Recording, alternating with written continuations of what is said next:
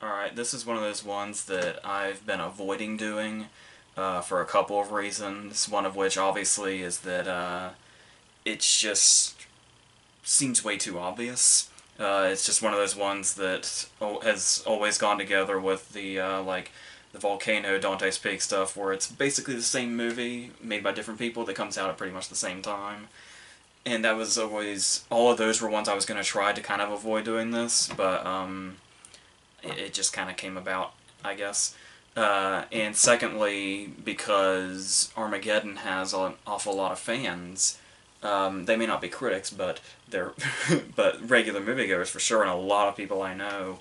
And Armageddon hasn't exactly been a movie that I've ever been particularly crazy about, but so I don't know if I'm gonna say anything kind of controversial or not, but I don't know. What I had initially thought about with doing Armageddon was doing like 2012, but then I figure maybe down the road I can probably just do 2012 with like The Day After Tomorrow, kind of keep with the Emmerich vibe, and I guess it just seems more appropriate, so I was like, fine, fuck it, I'll just go ahead and do Deep Impact. Why not? Um, so, and obviously another thing holding me back was, Armageddon is one of those movies that's so big and so popular, and it's, as of this year, 20 years old.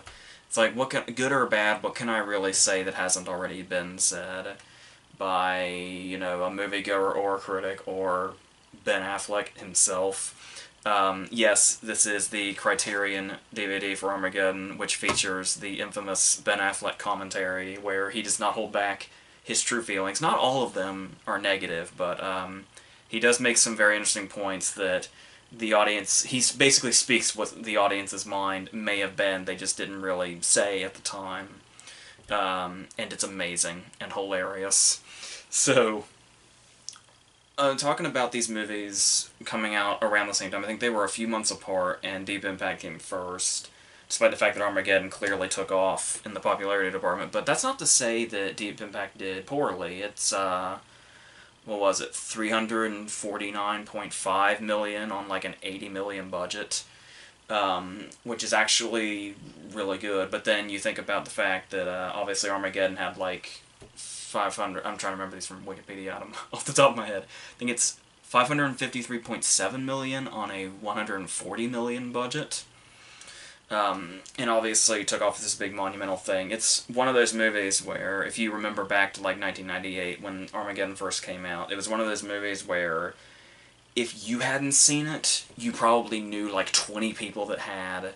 And I remember the standee in the movie theater lobby, like a month or so before it came out, where it was the giant countdown clock. And so, which always kind of made me nervous because I didn't quite know what it was at the time because I was like 7. But yes, I just remember it being a huge, gigantic deal. But there was this whole thing about, apparently the main reason it exists is because Deep Impact exists, because Deep Impact was already being made, and then I guess, Disney and Touchstone were getting, like, really bent out of shape, like, well, we can make that movie, we can do it better, we can do it bigger, we're going to be more popular, too. And so it's almost like they did it out of spite. At least that's what some of the research seems to read. Which, I guess isn't all that surprising when it comes to having watched studios doing it out for many years, even prior to this, for sure. But yeah, and then you can kind of tell, especially if you watch them close together, where it's kind of like Deep Impact does something, but then Armageddon does it, and it's almost like it's saying, hey, we can do this better. It's like, when we're talking about the asteroid in Deep Impact, and Freeman says, like, it's the size of New York City, and then Armageddon comes along, and they're like, it's the size of Texas as a whole. So yes, it does kind of feel like we're kind of watching this dick measuring contest at the same time while watching these two different movies with the same plot going on. Just one is clearly trying to be bigger than the other, but we'll talk about Armageddon a little bit by itself, and then go on to Deep Impact and see what we come up with. I do want to say one thing. I do have kind of a compliment for it, and that is the fact that it comes from a criticism from another person. It's Roger Ebert, I believe, called Armageddon the worst movie of 1998, and considered it like one of his most hated movies. But the funny thing about it is, I think it's the first paragraph of his review. I actually, he was trashing it when he said it, but I actually see his point as more of a compliment, and that is the fact that, I mean, I can totally see it as a criticism too, but I actually see it as an asset to Armageddon, and that is that every single scene, like every single, not just scene, every single moment in the entire 2.5 hours feels like a trailer shot, or feels like a trailer moment. And he said, like, you could take any 30 seconds out of this movie and you have an entire ad, like a TV spot. And once again, I can see that as a criticism, but to me that also just kind of says, that means there's a shitload going on for that entire 2.5 hours, because it's true, too. Like, that's like hardly hyperbole. You actually can. It does sort of feel like you could see every single shot in this movie if you imagined a trailer for it. I can't remember off the top of my head exactly what the real trailer looked like, but I guess you take any scene and you can pretty much probably build it yourself. And honestly, I think that's kind of impressive because the movie's so long and has so much kind of going on and cutting around.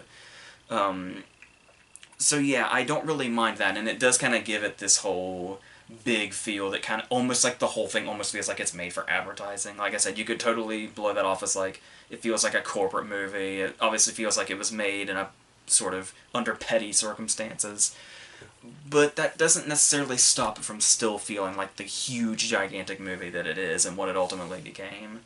So I will give it credit for that. But yeah, talking about, while we're on that subject, this is one of those big, giant movies that took like 3 main editors or something, and you can really tell, especially in the opening scenes where it's like, when we're cutting back and forth between Billy Bob Thornton trying to get a plan together and the oil rig, where just shenanigans are happening, and they seem very light about it, despite the fact that Eddie Griffin and his dog have already almost been killed by everything that's come down already, and like half the city's been destroyed and all that.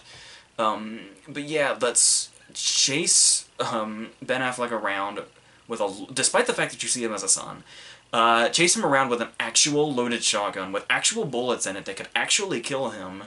And it's like, okay, is Harry, like, just proving a point here? Is he being the, hilarious yet protective dad and wacky and shit?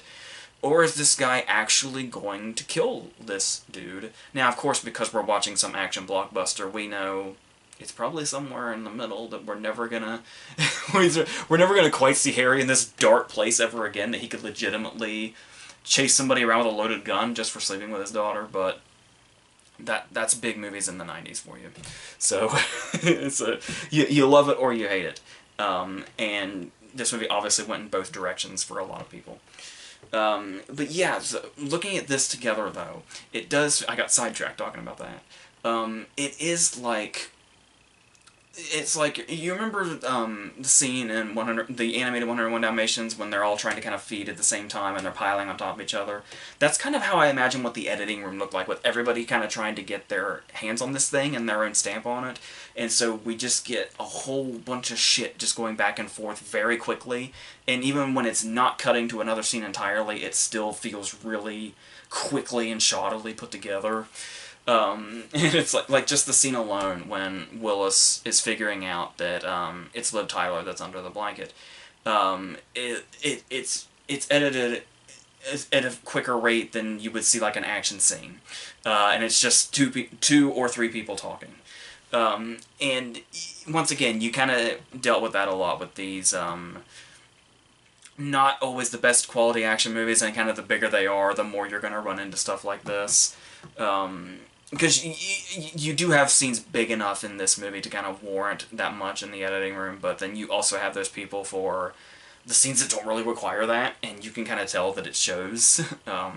So that's unfortunate. This is also one of those movies that had like 9 writers on it, most notably J.J. Abrams. So there's that. Everybody had to come from somewhere. So then you go on, and it's, yeah, once again though, it is that thing where you hear a lot, pretty much all the criticism. Like, I don't know how many people out there think this is, like, legitimately a great movie with, like, absolutely no irony in their tone whatsoever. But for the most part, the people that do love it will tell you that they get what's wrong with it, they just don't care because they find it so big and so entertaining and so fun to watch. And I do get that, and it is one of those movies to where you want to try and embrace it in that way. And so you accept stuff like the fact that this movie's idea of subtlety is having, just before a giant city is bombarded, have a dog grab a hold of a Godzilla toy. It's like, that's as close as you're going to get to a subtlety, meaning not at all. So, and obviously you're going to have a lot of really bad lines. It is interesting that there's so many writers on this movie, and it's like, most of it is cliches, and what isn't a cliche is just, it's just a really bad line. Like the like one that comes to mind is William Fichtner looking at the, obviously there's going to be the right stuff shots of all of them walking and their, you know, astronaut get-ups and all that in slow-mo and a line and all that, but you actually have William Fichtner say the line like, talk about the wrong stuff. It's like, yeah, I don't know how many millions somebody got paid to write that, but I'm pretty sure they did. So there is that. And there is stuff to where it's like, it's that level of dumb, but it just depends on how it's delivered. Like, and how dismissive it is. Like, the way, they ask, like, you're not gonna get science nitpicks from me. Because it's like, I more or less failed science, so I'm not gonna sit here and pretend I can pick apart what all is wrong with the scientific accuracy.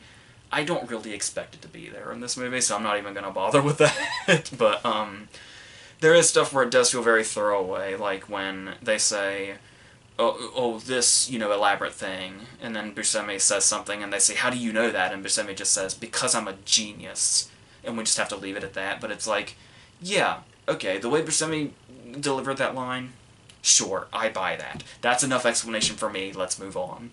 So sometimes it kind of does the movie a favor, and kind of, it's like it's intentionally trying to just skip over bullshit that wasn't going to be, you know, well explained anyway. So that's fine. And there are some decent lines also. Every now and then, like some actual quality comes out of it. Like it's, I don't know if it's so much the line, but Billy Bob Thornton's delivery has kind of become classic of this is one order you should follow and you fucking know it. That's kind of a classic line in these blockbuster movies that I really like. So there is that. And speaking of everybody I've mentioned so far, yeah, one thing to mention is the cast as well. Obviously, you've got Affleck when he was still... This is like right after Good Will Hunting, but even so, even being an Oscar winner by this point, he still was very much in this sort of bland leading man love interest role for a while.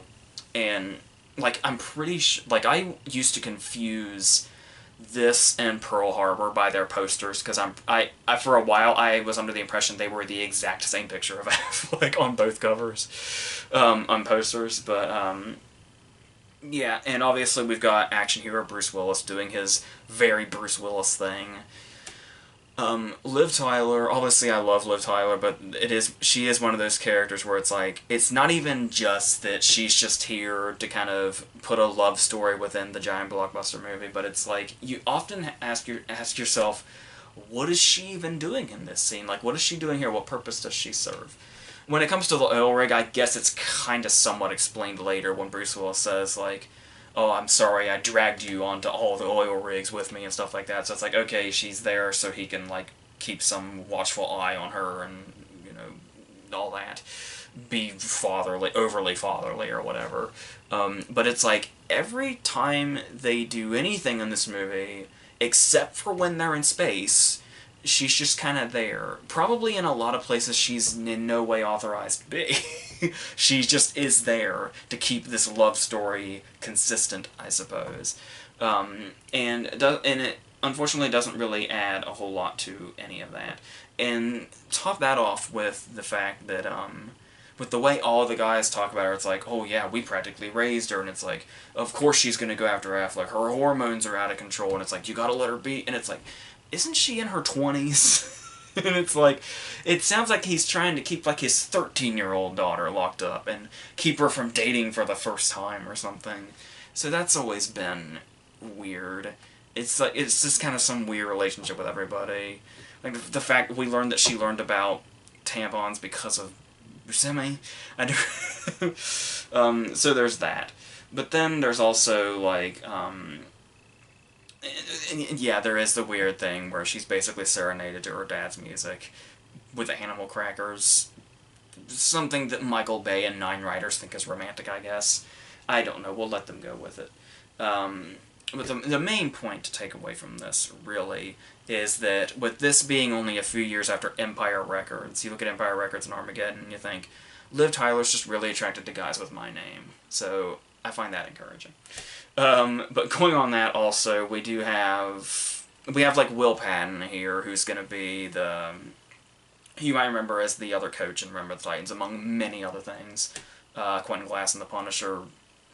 I could name his whole filmography, but the thing here is that he's basically the dude that gets the kid backstory, the kid that's like that he's estranged from his wife or the mother of his child, whoever she actually is, April O'Neil in the first Turtles movie. There's this whole thing where basically just so we can get the payoff of that's no salesman, that's your dad, this is a proud moment, which once again only feels like it's in there just to put that little touching moment in there.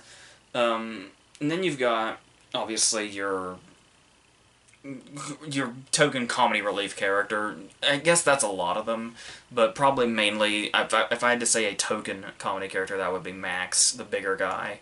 Yes, that is the Santa that gives Kevin McAllister Tic Tacs. I think Ken Gamble is his name. And then you've got so many recognizable faces just coming out of the woodwork, like William Fichtner and Michael Clark Duncan. Jason Isaacs is one of the scientists. You have Owen Wilson, an interesting decision to put in this movie, playing a guy named Oscar Choice. Not what this movie was, by the way. Well, I guess I should take that back. This movie obviously did get 4 Oscar nominations, visual effects, both sounds and song. Neither of which it won, obviously, but it lost the sounds to Saving Private Ryan, the song to The Prince of Egypt, the visual effects to What Dreams May Come. And while we're on the topic, the visual effects are... I still think for a movie this big, I know it's 1998, this is like pre-Lord of the Rings, so it's like, they still leave something to be desired 20 years later. But I suppose for the time, they did work. And I guess if you want to look at it as, if you want to look back on Armageddon as like a cheesy boo movie type thing, I guess any worse off the effects get, the more endearing it'll be if you look at it that way. So I guess there's that. But then you have, going on that also, it's not necessarily just the effects. There's also a couple of other things, at least, that may not look as good in 2018 that were kind of brushed off in 98, like, when we first meet Harry and he's, like, hitting golf balls at the protesters, and it's, like, people who are basically really, adamant about keeping the environment safe, were basically seen as a laughingstock back then, and that's basically seen as a... oh, Harry's going to be a likable guy because he's, hitting golf balls at protesters. There's that. There's the whole thing about the fact that the big comedy setup of Buscemi's character is that he's apparently a sex offender, or is a potential sex offender. He's very kind of... he's trying to be subtle, but he's really not about it. And then that's another familiar face just randomly in here is Shawnee Smith is the girl that he's hitting on at the bar when they pick him up, and Udo Kier is the guy that's putting them through all the tests. Just faces everywhere in this, and Deep Impact's gonna have that also. But the problem that I have here is that talking about all this stuff, we're now, like, over an hour in. We're well over an hour in, and then they're finally going to be going to space when the movie's actually going to start happening. And at this point, it starts to get kind of very repetitive, and I forgot to mention Peter Stormare, and it's interesting to see the Fargo reunion with him and Buscemi, who they find in the middle of nowhere. So... yeah, it does start to get pretty repetitive pretty fast. It does start to feel that 2.5 hours, for sure. I suppose there's so many characters to deal with and so many different personalities, I guess, that it makes the first hour or so and all the introduction kind of feel like it has a nice flow and there's something kind of amusing about it. But yeah, overall, once it gets to the stuff, when it does turn into the big action movie, I guess this is kind of where it starts to lose me a little bit. There's no suspense because like where Deep Impact has starts to have like a real human feel about it in the way to purchase the material. Even though we have some sob stories and some sympathetic backstories and all that, sympathetic backstory trademark, um, it always feels like a big action movie. So it never really feels like the stakes are all that much, even if we're offing characters like, you know, Owen Wilson or Max or whatever. Still, it just doesn't quite have any kind of impact like that, regardless of the fact that we spent an hour introducing these people. All the action is just so kind of constant and just this loud ass blur that goes by. It really kind of loses any impact once it actually turns into the big action movie, I think. And the fact that it just seems to like the action of sorts seems to just go on and on and on and on and on, and there's nothing really.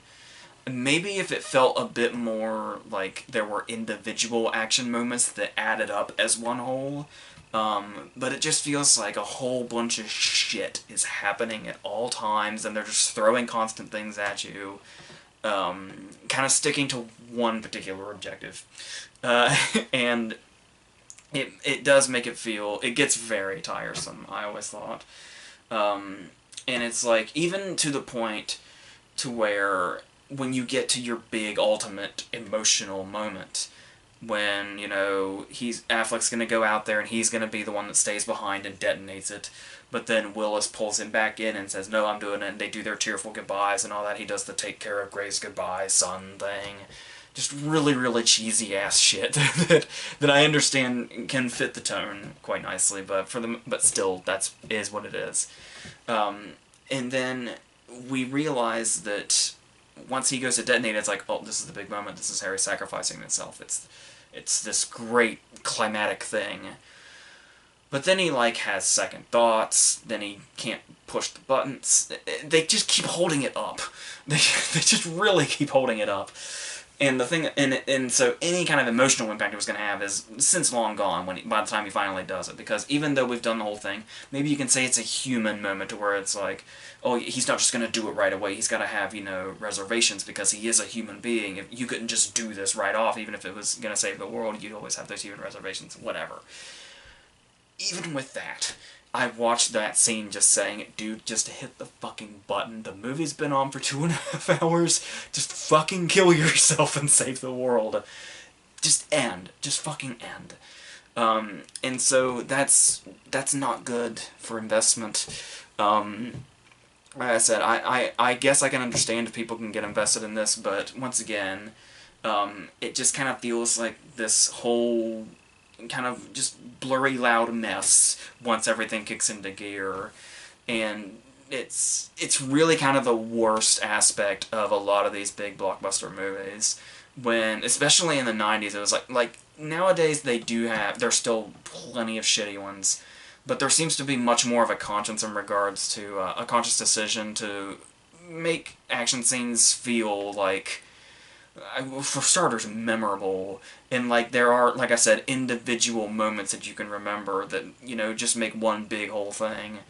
But there was a time here where big blockbuster movies, the thing that just kind of went hand in hand with them, unfortunately, was just make all the action this boring mess that's not really well constructed or well thought out. Just let's make noise and let's blow stuff up, and that's all we'll do.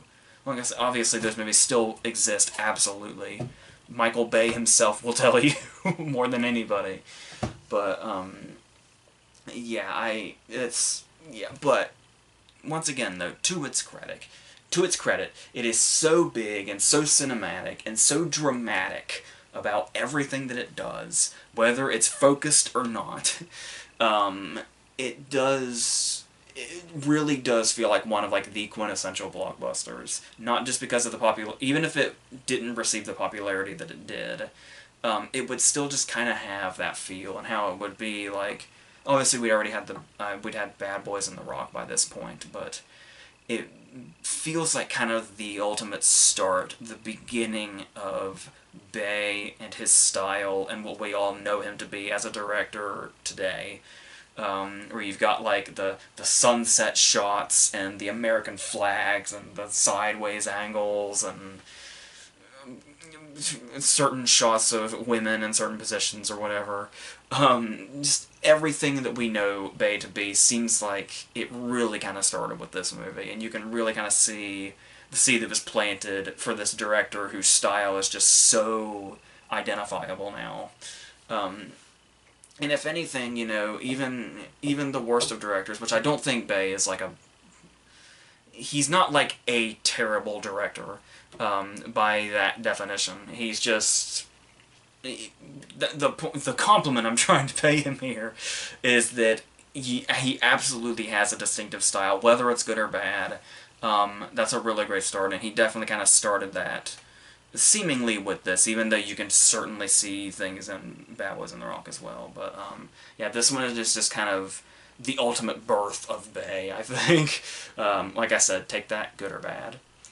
So I kind of feel like this was more or less just kind of talking aimlessly about Armageddon, and it's the same thing to where it's kind of like the people who love it seem to not have a lot more to say than just, it's entertaining, it's big, it's fun, but it's like, as criticizing it, there's not a whole lot I can really say either, because it doesn't really offer up that whole much, except just to say, yeah, it's big and loud. It's certainly big and loud for 2.5 hours, that's for sure.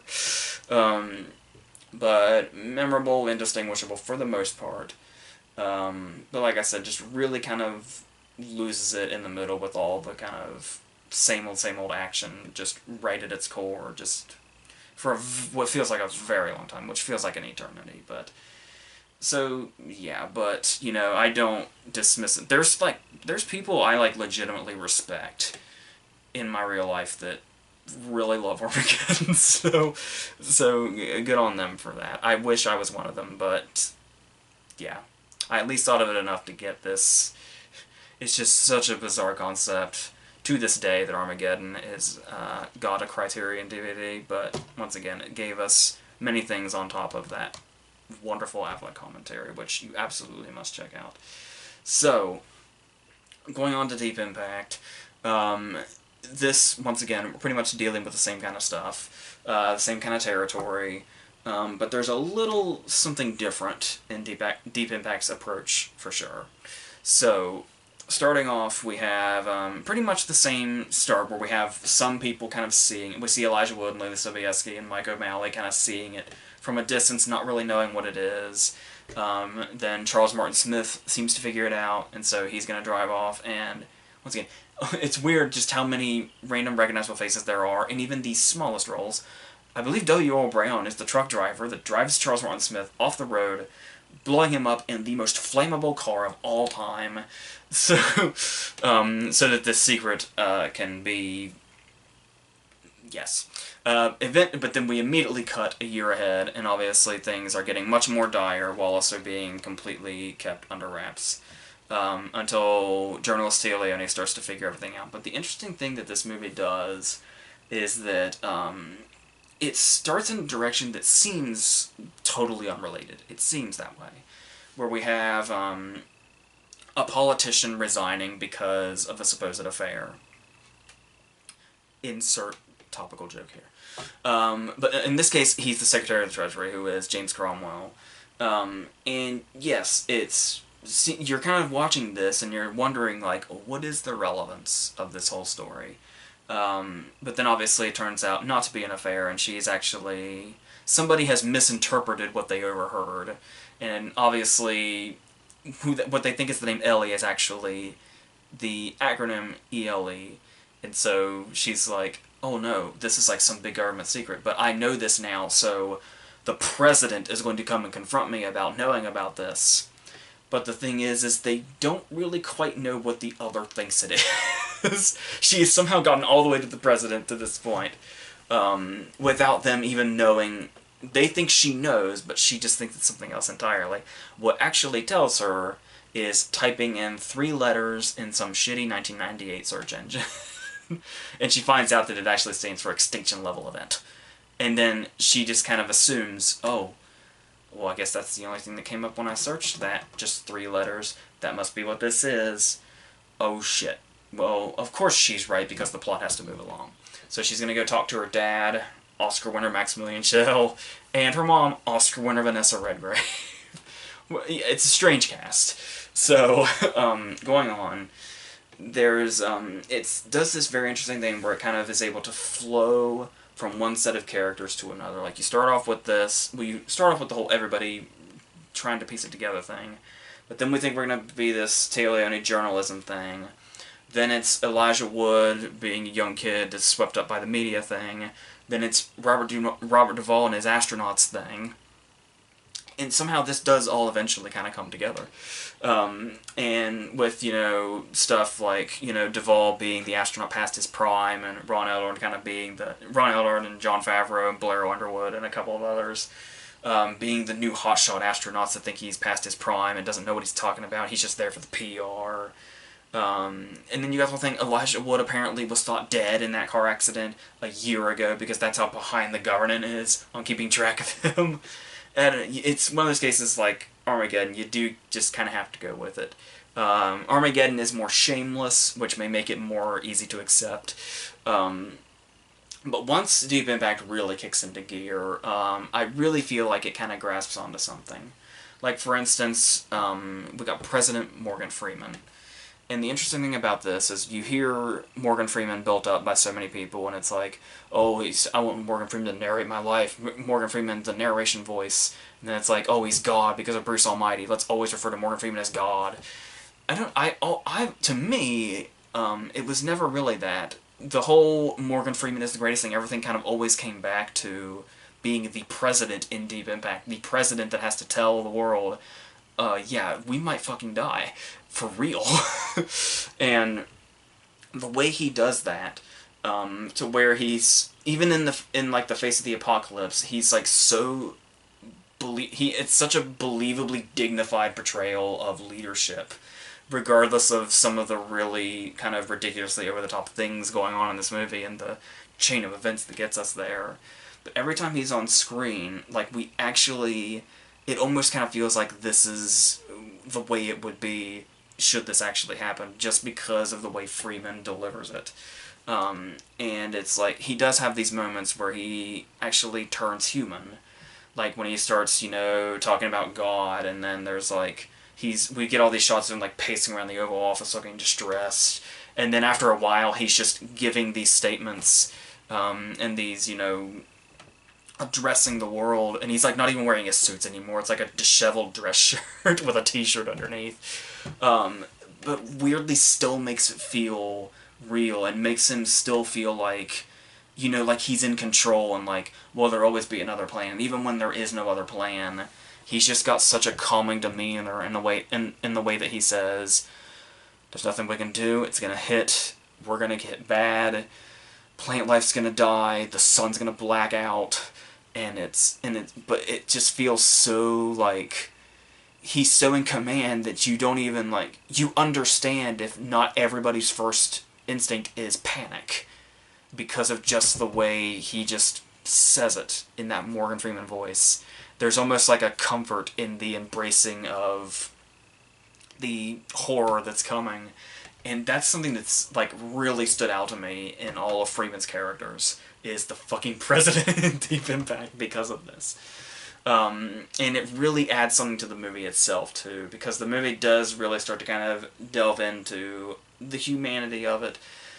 But the way, and obviously you can say it's still, you know, this, you know, big movie that makes a lot of dumb things happen for this, but I mean, you look at it and it's like, the way it transitions to, this may happen, so let's, you know, joke with Elijah Wood about fame bringing him sex and all that, or let's go to cookouts where they play Fly Me to the Moon, and it's like, this stuff kind of gets you comfortable with it. It makes you think it's like something like Armageddon, to where you're comfortable enough to say, well, it's a big dumb action movie, it's not like there's a real stake, obviously they're going to blow up the asteroid and things will be fine. And this movie gets you comfortable with all that stuff and gets you into that frame of mind. And the thing about it, though, is that they don't entirely, I mean, we do get the big triumphant moment where they stop one of them, but there's two of these motherfuckers in this, and they can't stop one of them, and we actually do get an apocalyptic scene. Not to the extent of something like Knowing, the end of Knowing with Nicolas Cage, but still a really big moment where we lose some major characters and have these really big scenes. And the way that after the first hour of the movie goes by, the entire second half of the movie becomes this depressing thing about all these people accepting this fate and how they're going to do it and all that other stuff. There's the whole lottery setup where we have to watch Vanessa Redgrave learn that nobody in her age group is going to be, you know, within the lottery. They're not eligible, so they just have to die because they're old. And the way they just kind of... It's like the impending doom almost becomes casual, because it's like, it almost is this thing about how humans are so adaptable to everything. And it's like, yeah, like 4 weeks after you learn that an asteroid's going to hit Earth and you're probably going to die, after 4 weeks people are just like, well, this is what I'm going to do before that happens, and I'm just going to do this thing. And like the scene where she's talking to Vanessa Redgrave about it, and it's like there's just such a casual thing about it after a while, and it's like, well, yeah, there's something that feels weirdly real about it in the way they approach it like that. Even though you would, obviously, if you want to nitpick it, you would say, like, oh no, people would be in constant distress 24 hours a day knowing a meteor's coming, there'd be constant chaos, but it's like, I don't know. The casual nature almost feels more real to me. And yeah, the chaos, you know, as we're getting there and it's like, you know, an hour away, like 30 minutes away, yeah, then I get there's like smoke everywhere, there's traffic jams, people are freaking out. Then, yes, I totally get it. And that's where the movie tackles that, and I still think it does that well. And it's able to be this apocalypse movie while allowing it allows itself to be multiple things, like I was talking about. Like, the whole Tia Leone finding this out thing almost feels like it's some China Syndrome-like movie. And then it goes on to Duvall and them in space, and it almost turns into like this space adventure. Like, the first hour of this movie accomplishes the entirety of Armageddon, story-wise. And it's, I say space adventure, a dire one, obviously, but I mean, it still feels like a space movie after we just got comfortable in the journalism thing, but it still kind of seamlessly goes from one thing to the other in a surprising sort of way. And then obviously bringing in this, you know, young love thing with Elijah Wood and Leila Sobieski. It's, you know, it's not entirely developed, that story, but when those effective moments seem to come, like when he's trying to get her, you know, and her family on, and then they're rejected, but he goes back for her anyway, it still feels like these big, epic moments. And even if they're not fully developed. And once again, visual effects probably could have used some work. Especially the wave scene, while some of it does look good, particularly from a distance, there's still... Yeah, it probably would have had even more impact, for lack of a better word, with better effects. The space effects are kind of what really looks a bit, you know, animated and not very convincing, but yeah. But, I mean, overall, still, this is one of those movies where I don't know if it's just the way they approach it or what it is, but especially in the last hour, this is one of those movies where sometimes I'll have it on in the background, but I'll be only somewhat paying attention because this is one of those movies that takes a little while to get going. But I mean, once it does get going, like I said, once it gets to that second hour, I like always find myself totally engrossed in it, regardless of knowing what happens and who lives and who dies and all that.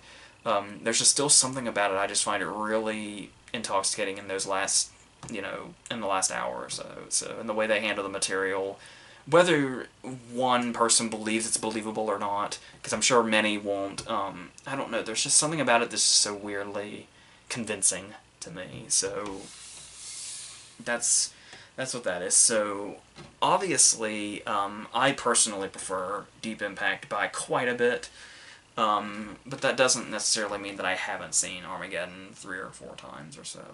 So there, but yeah, I just really like the way Deep Impact kind of went in kind of an unexpected direction, because you can clearly tell it's like built up to be a movie like Armageddon. And it may be like if people see Armageddon, then they go to Deep Impact.